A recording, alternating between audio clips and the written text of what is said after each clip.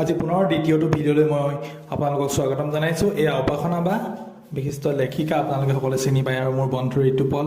আজি আমাৰ মাইক্ৰ' টিচিঙৰ প্ৰেজেণ্টেশ্যনৰ দ্বিতীয় দিন আছিলে আৰু আমি ধুনীয়াকৈ সকলোৱে নিজৰ নিজৰ কাম কৰি আমি কলেজলৈ বুলি ওলাই গৈছিলোঁ। আৰু এয়া ব্ৰেক দিয়াৰ সময়ত আমি ব্ৰেক আহি ঘৰ পালোহি, মানে ৰুম পালোহি আৰু ভাবিলোঁ কি চাহ একাপ খাই যাওঁ। আৰু যিহেতু গৰম কাটে, সেয়েহে ভাবিলোঁ কি চাহ একাপ খাই লওঁ। আৰু সদায় আমি দুপৰীয়া 1টামান বজাত আহি যাওঁ চাহ খাবৰ কাৰণে।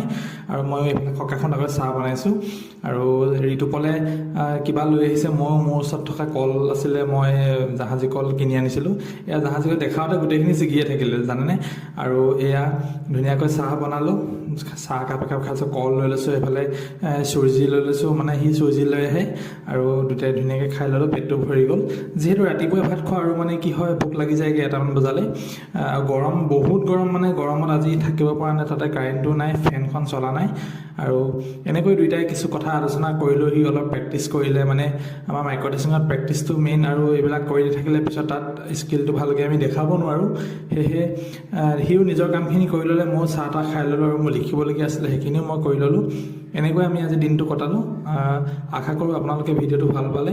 থেংক ইউ ছ' মাছ, আৰু চেনেলটোক মৰম দিব বুলি আশা ৰাখিলোঁ। ধন্যবাদ।